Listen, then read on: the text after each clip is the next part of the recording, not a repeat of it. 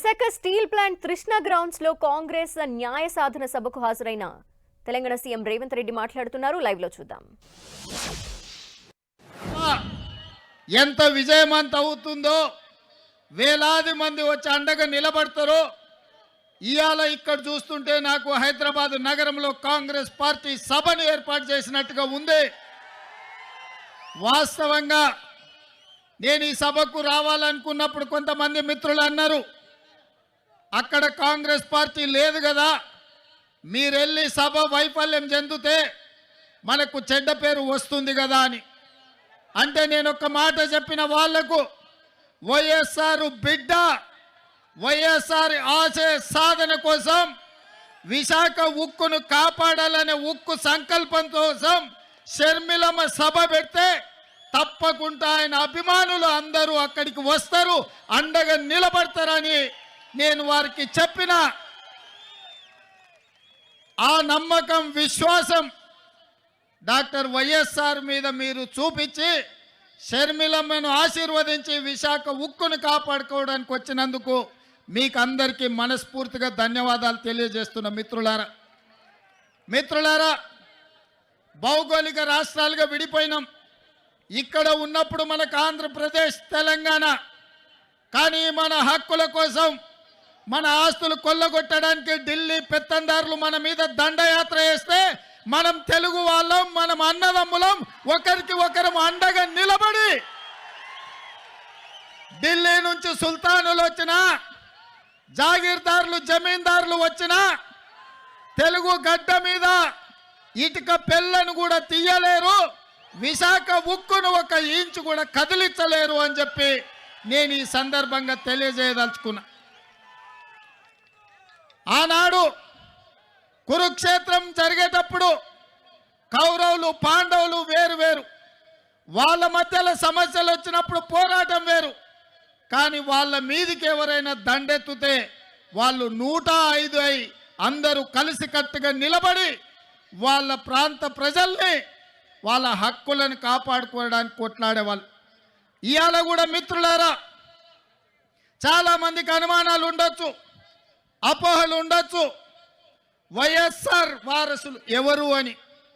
నేను ఇవాళ ఒక్క మాట చెప్పదలుచుకున్న మిత్రులారా, వైఎస్ఆర్ సంకల్పాన్ని నిలబెట్టేటోళ్ళే వైఎస్ఆర్ వారసులు అవుతారు తప్ప వైఎస్ఆర్ ఆశయాలకు వ్యతిరేకంగా, వైఎస్ఆర్ గారి యొక్క ఆఖరి కోరికకు వ్యతిరేకంగా మాట్లాడే వాళ్ళు ఏ రకంగా వైఎస్ఆర్ వారసులు అవుతారో మీరు ఒక్కసారి ఆలోచన చెయ్యండి.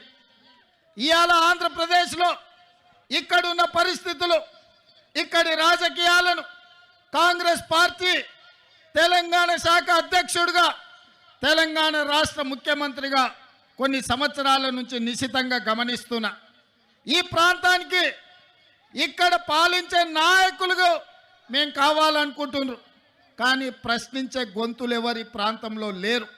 ఎందుకంటే ప్రశ్నించే గొంతులు ఉన్నప్పుడే పాలకులు మన మాట వింటారు. ఢిల్లీలో ఉన్న మోడీ ఇవాళ ఈ ప్రాంతం మీద ఆధిపత్యం చెలాయించాలనుకుంటున్నాడంటే ఈ ప్రాంతం నుంచి మోడీని ప్రశ్నించే వాళ్ళు లేకపోవడం వల్లనే ఇవాళ మీ హక్కుల గురించి ఎవరు మాట్లాడతలేరు. 10 ఏళ్ళైనా మీ పోలవరం పూర్తి కాలే, 10 ఏళ్ళైనా ఆంధ్రప్రదేశ్కు రాజధాని ఎక్కడంటే ఎక్కడుందో చెప్పలేని పరిస్థితి ఇవాళ ఆంధ్రప్రదేశ్కు దాపురించింది. ఇవాళ ఈ ప్రాంతంలో ఈ ఆంధ్రప్రదేశ్ యొక్క ఆత్మగౌరవాన్ని ఢిల్లీలో తాకట్టు పెట్టిండ్రు. ఆనాడు ఈ తెలుగు రాజకీయాల నుంచి, ఈ తెలుగు నేల నుంచి నీలం సంజీవారెడ్డి గారు కావచ్చు, పివి నరసింహారావు గారు కావచ్చు, ఆ తర్వాతి తరంలో మనకు ఎన్టీఆర్ కావచ్చు, డాక్టర్ వైఎస్ఆర్ కావచ్చు, ఆ తర్వాత జైపాల్ రెడ్డి గారు కావచ్చు, వెంకయ్య నాయుడు గారు కావచ్చు, ఈ ప్రాంతం నుంచి, తెలుగు రాష్ట్రాల నుంచి, తెలంగాణ, ఆంధ్రప్రదేశ్ ప్రాంతాల నుంచి, గల్లీ నుంచి ఢిల్లీ వరకు మన ఖ్యాతిని పెంచి ఈ ప్రాంత సమస్యల మీద కేంద్ర ప్రభుత్వాల నుంచి వాళ్ళు సాధించిన వాళ్ళు, దేశ రాజకీయాలను శాసించిన వాళ్ళు. నేను ఇవాళ అడుగుతున్న మిత్రులారా, అటు తెలంగాణ అయినా, ఇటు ఆంధ్రప్రదేశ్ అయినా ఢిల్లీకి వెళ్ళి వంగి నమస్కారాలు పెట్టే నాయకులు చేస్తారు తప్ప ఢిల్లీని అడిగి మనకు కావాల్సిన సాధించే నాయకత్వమే ఇవాళ లేదు. మీరు ఒక్కసారి ఆలోచన చేయండి. ఆనాడు 94లో డాక్టర్ కేవీపీ రామచంద్రరావు గారు సజీవ సాక్షి. కాంగ్రెస్ పార్టీకి 26 సీట్లు వచ్చి ఎన్టీఆర్ యొక్క ప్రభావంలో కాంగ్రెస్ పార్టీకి ప్రధాన ప్రతిపక్ష హోదా కూడా 94లో రాలే.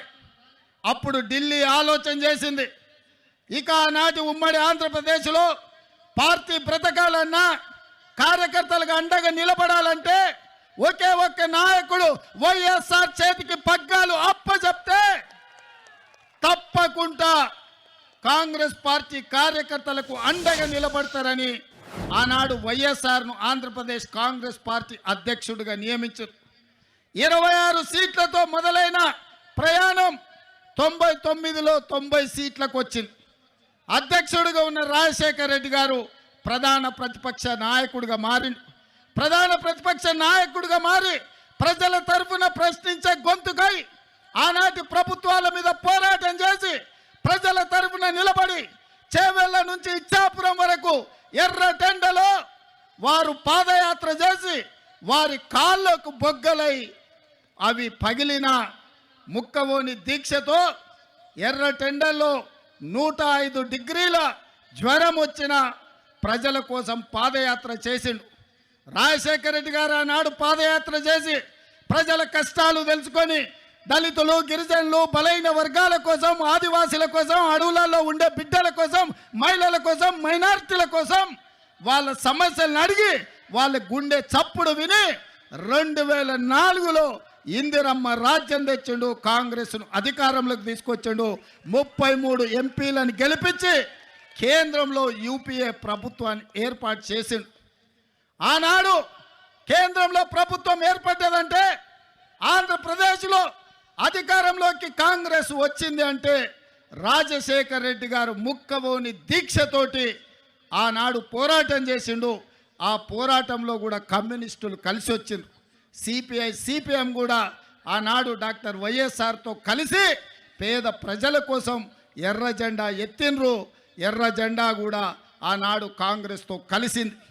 ఆ విధంగా పాదయాత్ర చేసి ప్రజల యొక్క ఆలోచన తెలుసుకొని అందుకే రాజశేఖర రెడ్డి గారు రైతులకు మొట్టమొదటి సంతకం ఎల్బీ స్టేడియంలో అధికారంలోకి వచ్చిన రోజు ఉచిత కరెంటునిచ్చి రైతులను ఆదుకోవాలి, రైతుల మీద ఉన్న అక్రమ కేసులు తొలగించాలి, రైతుల మీద ఉన్న భారం ఏదైతే కరెంటు బిల్లులు ఉన్నాయో 1200 కోట్ల రూపాయలు ఒక్క కలం పోటుతోని రద్దు చేసి రైతులను ఆదుకున్నాడు.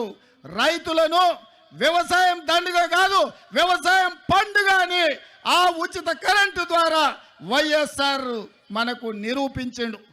అదేవిధంగా ఆరోగ్యం అందక సర్కారు దవాఖానకు పోతే అక్కడి నుంచి అక్కడనే శ్మశానానికి పోయే రోజులు.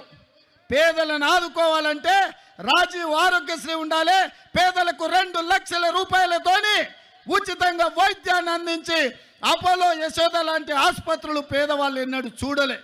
కానీ వైఎస్ఆర్ గారు ముఖ్యమంత్రిగా రాజీవ్ ఆరోగ్యశ్రీ పథకం తీసుకొస్తే బాజాప్తా శ్రీమంతులతో పాటు అపోలో, యశోద హాస్పిటల్లో రాజీవ్ ఆరోగ్యశ్రీ అమలు జరిగింది. ఇదే కాదు, పేదవాళ్ళ బిడ్డలు చదువుకోవాలి, శ్రీమంతుల పిల్లలే నారాయణ లేకపోతే చైతన్యంలో ప్రైవేటు కాలేజీల్లో చదువుకుంటుంటే పేదల బిడ్డలకు, బీసీలకు, బడుగులకు, బలైన వర్గాలకు విద్య దూరం అవుతుంటే రాజశేఖర రెడ్డి గారు ఆలోచన చేసిండ్రు. పేదవాళ్ళ బిడ్డలు డాక్టర్లు, లాయర్లు, ఇంజనీర్లు, ఐఏఎస్లు, ఐపీఎస్లు, ఐఎఫ్ఎస్లు కావాలి, రాజ్యాధికారం వాళ్ళ చేతిలో ఉండాలి, చదువుకున్నప్పుడే వాళ్ళ జీవితాలు బాగుపడతాయని ఫీజు రియంబర్స్మెంట్ పథకాన్ని తీసుకొచ్చి పేదలకు అండగా నిలబడి ఒక సంక్షేమ రాజ్యంగా రాజశేఖర రెడ్డి గారు ఆనాడు నిర్ణయాలు తీసుకున్నారు. ఆ తర్వాత కరువులు, కాటకాలు, కాలిపోతున్న మోటార్లు, పేలిపోతున్న ట్రాన్స్ఫార్మర్లు, రైతుల ఆత్మహత్యలు, చెట్లకు ఉరేసుకుంటుంటే నేతన్నలు, గీతన్నలు చచ్చిపోతుంటే ఈ బలైన వర్గాలను ఆదుకోవాలి, రైతులను బాగు చేయాలి అని జలయజ్ఞం తీసుకొచ్చింది డాక్టర్ వైఎస్ఆర్. జలయజ్ఞంలో భాగంగానే మీ పోలవరం ప్రాజెక్టుకు మొట్టమొదటి పునాది రాయబడ్డదన్న సంగతి ఇవాళ ఆంధ్రప్రదేశ్ ప్రజలకు నేను గుర్తు చేయదలుచుకున్నా. మీ హంద్రీ నీవా లాంటి ప్రాజెక్టులు, పోతిరెడ్డిపాడు లాంటి ప్రాజెక్టులను రాజశేఖర రెడ్డి గారు కరువు నేలైన రాయలసీమకు నీళ్ళు ఇవ్వడం ద్వారా నా జన్మ ధన్యమవుతుందని ఆ రోజు వారు మొదలుపెట్టిండ్రు. మరి ఇవాళ మిత్రులారా, ఉచిత కరెంటు కావచ్చు, రాజీవ్ ఆరోగ్యశ్రీ కావచ్చు, ఫీజు రియంబర్స్మెంట్ కావచ్చు, జలయజ్ఞం ప్రాజెక్టులు కావచ్చు, కేంద్రం నుంచి అన్ని రకాల సహకారంతో ఆనాడు వైఎస్ఆర్ గారు ఈ ప్రాంతాన్ని అభివృద్ధి చేసి ఒక సంక్షేమ రాజ్యంగా, అభివృద్ధి రాష్ట్రంగా హైదరాబాద్లో ఔటర్ రింగ్ రోడ్డు విషయంలో కావచ్చు, అంతర్జాతీయ ఎయిర్పోర్ట్ కావచ్చు, ఐటీ కంపెనీలు కావచ్చు, ఫార్మా కంపెనీలు కావచ్చు, వాటన్నిటిలో వారు ముందు నిలబడి ఆ ప్రాంత అభివృద్ధికి పునాదులు వేసిండు. ప్రాణహిత చేవెళ్లను ప్రారంభించి తెలంగాణ ప్రాంతాన్ని కూడా అభివృద్ధి పదం వైపు రైతులను ఆదుకునే కార్యక్రమాలు తీసుకున్నాడు. మరి నేను ఇవాళ అడుగుతున్న మిత్రులారా, ఇవాళ రాష్ట్రాలుగా మనం విడిపోయినాం, కానీ తెలుగు వాళ్ళుగా కలిసి ఉండాలి, ఒకరికొకరం తోడుగా ఉండాలి. ఇవాళ మోడీ ధైర్యమేంది, మోడీ బలమేంది, మోడీ బలగమేంది, బీజేపీ అంటే అర్థమేందో ఇవాళ ఆంధ్రప్రదేశ్ మిత్రులు ఆలోచన చేయాలి. బీజేపీ అంటే బాబు, జగన్, పవన్, ఈ ముగ్గురు బీజేపీ. బాబు, జగన్, పవన్, మోడీ బలం, మోడీ బలగం. ఇంక ఆంధ్రప్రదేశ్ ప్రజల కోసం మోడీ ఎందుకేం చేస్తాడు?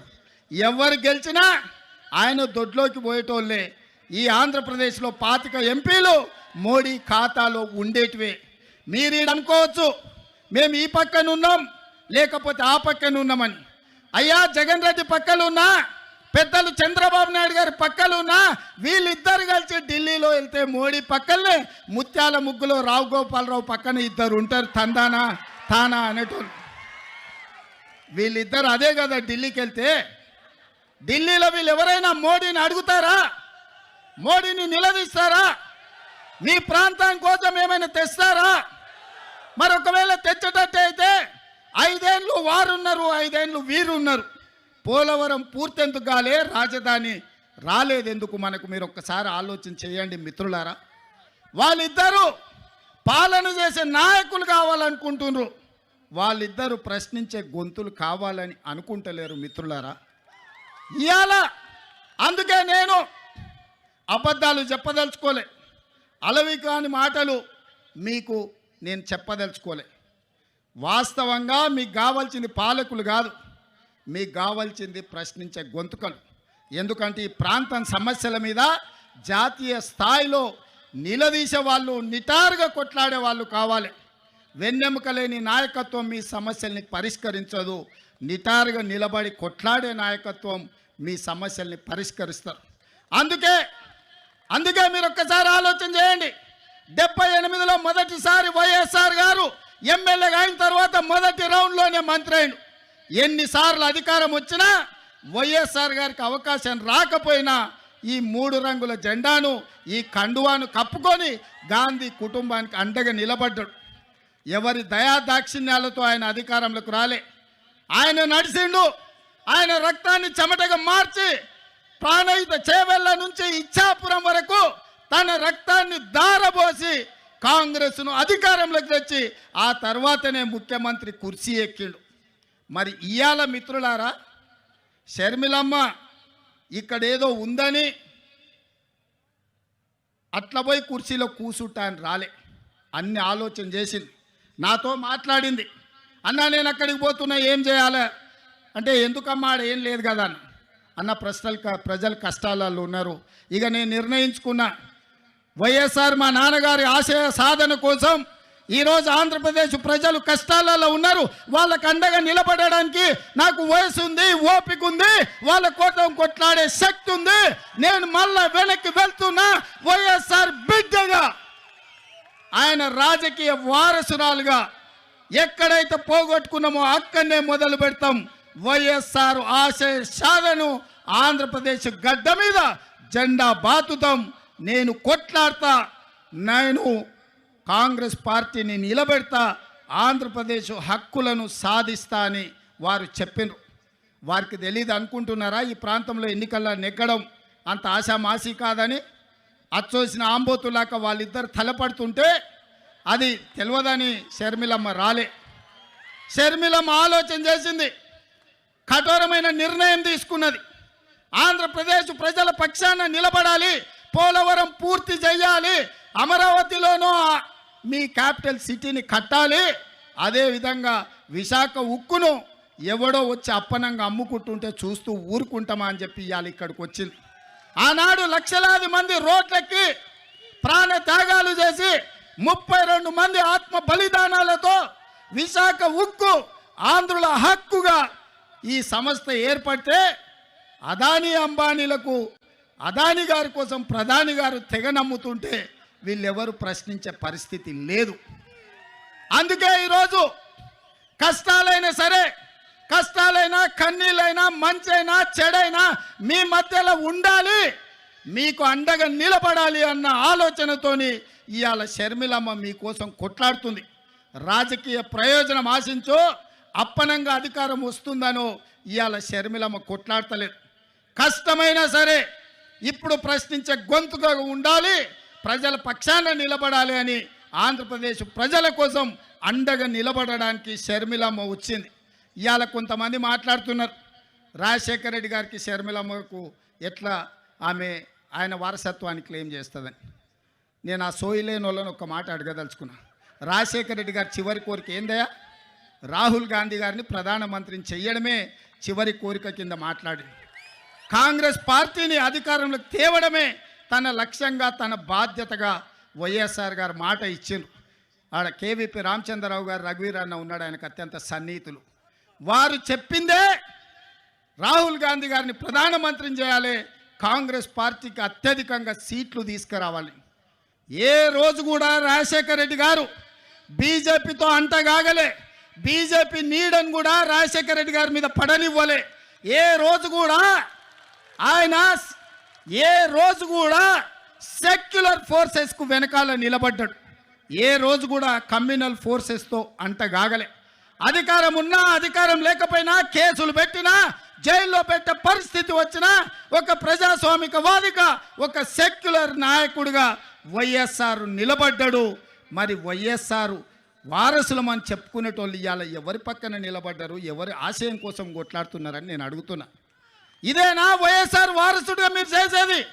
మోడీకి అండగా నిలబడి సెక్యులర్ ఉన్న ఈ రాష్ట్రాన్ని ఒక కమ్యూనల్ చేతిలో పెట్టదలుచుకున్నారా?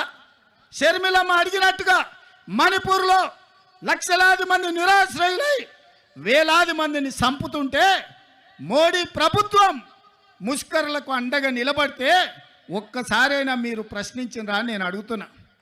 గోద్రాలో సంఘటనలు జరుగుతుంటే మోడీని ఆ రోజు వైఎస్ఆర్ గారు అడిగినరు, కడిగినరు. మరి ఆయన వారసులైతే మణిపూర్లో జరిగిన అరాచకం మీద మాట్లాడాలి కదా, ఎందుకు మాట్లాడలేదు మిత్రులారా? మీరా వైఎస్ఆర్ వారసులు? షర్మిలమ్మ పక్కన వైఎస్ఆర్ అని ఎట్లా పెట్టుకుంటుందని. వైఎస్ఆర్ అంటేనే వై షర్మిలారెడ్డి, ఆమె పేరే వైఎస్ఆర్. కొత్తగా వైఎస్ఆర్ పెట్టుకునేది ఏముందయ్యా? షర్మిలారెడ్డి అంటేనే వైఎస్ఆర్ అంటేనే షర్మిలమ్మ, అవతల షర్మిల అనాల్సిన పనే లేదు మిత్రులారా. వైఎస్ఆర్ అంటేనే షర్మిలమ్మ. నిజమైన వారసురాలు షర్మిలమ్మ. ఎందుకంటే రాహుల్ గాంధీ గారిని ప్రధానమంత్రిని చేయాలన్న ఆలోచన, కాంగ్రెస్ పార్టీని గెలిపించాలన్న ఆలోచన, ఆంధ్రప్రదేశ్ ప్రజలకు అండగా నిలబడి మీ కష్టాలు కన్నీళ్లు తూడవడానికి మీకోసం అవసరమైతే ఆనాడు చేవెళ్ళ నుంచి ఇచ్చాపురం వరకు రాజశేఖర రెడ్డి గారు ఏ విధంగా అయితే పాదయాత్ర చేసిండో 94 నుంచి 2004 వరకు 10 సంవత్సరాలు ఆయన ప్రతి నిమిషం ప్రతి క్షణం ప్రజల కోసం కొట్లాడి 99 ప్రతిపక్ష పాత్ర పోషిస్తే 5 ఏళ్ళు అహర్నిశలు చట్టసభలలో నిటారుగా నిలబడి పట్టుబట్టిండు, పడగొట్టిండు ఆనాటి ప్రభుత్వాన్ని. మరి ఇవాళ మిమ్మల్ని అడగదలుచుకుని వేదిక మీద నుంచి ఆంధ్రప్రదేశ్ ప్రజలు, మీరు విజ్ఞులు, తెలివి కల్లోలు, ప్రపంచంలోనే ఆంధ్రప్రదేశ్కు సంబంధించిన వాళ్ళు ఐటీ రంగాలలో, ఫార్మా రంగాలలో, ఐఏఎస్లలో, ఐపీఎస్లలో రాణించిన వాళ్ళు, ప్రపంచానికి ఒక దిక్సూచిగా మారిన వాళ్ళు ఈ ప్రాంతం నుంచి ఉన్నారు. ఇవాళ సింగపూర్ ఎట్లుంటుందో విశాఖపట్నం అట్లుంటుంది. ప్రపంచ దేశాలతోని పోటీ పడగలిగిన సత్తా మీకున్నది, ఆలోచన చేసే శక్తి ఉన్నది. మరి ఇవాళ మీ తరఫున కొట్లాడేటోళ్ళు ఉండాల్సిన అవసరం ఉందా లేదా ఆలోచన చేయండి. ఇవాళ మీరు ఆలోచన చేయండి. జగన్ అయినా, బాబు గారైనా, పవన్ కళ్యాణ్ అయినా మోడీని ఎదిరించి నిలబడే శక్తి వాళ్ళకు ఉన్నదా? మరి వాళ్ళకు లేనప్పుడు ప్రశ్నించే గొంతుగా షర్మిలమ్మ ఈ రాష్ట్రంలో కాంగ్రెస్ పార్టీకి అండగా నిలబడి మిమ్మల్ని అందరినీ మీ కష్టాలలో తోడుగా ఉండాలని వచ్చినప్పుడు ఆశీర్వదించాల్సిన అవసరం ఉందా లేదా మీరు ఆలోచన చెయ్యండి. ఇవాళ పాలించే నాయకులు కాదు, ప్రశ్నించే గొంతు కావాలి. మీ తరపున నిలబడి కొట్లాడే నాయకురాలు కావాలి. వైఎస్ఆర్ వారసులు రావాలి. వైఎస్ఆర్ గారి ఆశయ సాధన కోసం పనిచేసే వాళ్ళు ఉండాలి అంటే షర్మిలమ్మకు అండగా మీరు నిలబడాలి. చట్టసభలలో కాంగ్రెస్ను మీరు గెలిపించాలి. నేను ఎక్కువ అడగడం లేదు. 25 ఎమ్మెల్యేలు, 5 ఎంపీలు ఇవ్వండి. మీ విశాఖ ఉక్కు ఒక ఇంచు కదలకుండా కొట్లాడుతుంది. నిటారుగా నిలబడి ఎవరినైనా చొక్కబట్టి మీ హక్కుల కోసం షర్మిలమ్మ ప్రశ్నిస్తుంది. మీ నిధులు మీకు తీసుకొస్తుంది.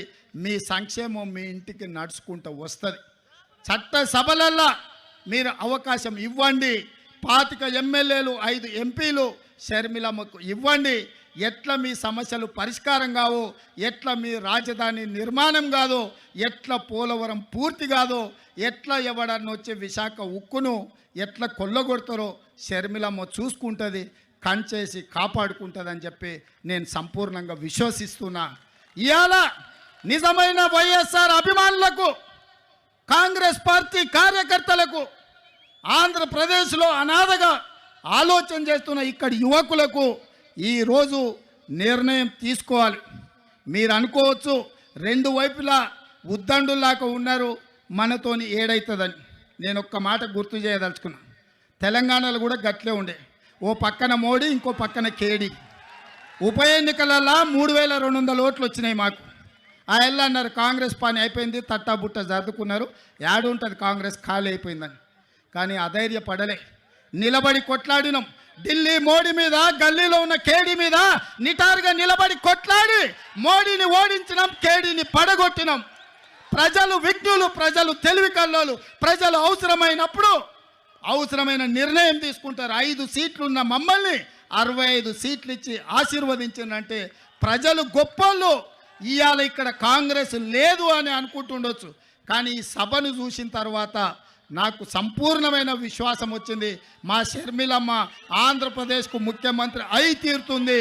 మీకు సంక్షేమ రాజ్యాన్ని, అభివృద్ధి రాష్ట్రాన్ని అందిస్తుంది. నేను తోడుగా ఉంటా. మీ పక్కనే ఉన్న ముఖ్యమంత్రిని, పార్టీ అధ్యక్షుని షర్మిలమ్మకు అండగా నిలబడతా. ఏం కావాలన్నా, ఏ రాత్రైనా, ఏ పగలైనా, ఏ సందర్భం వచ్చినా, ఏ కష్టం వచ్చినా నేను అండగా నిలబడతా.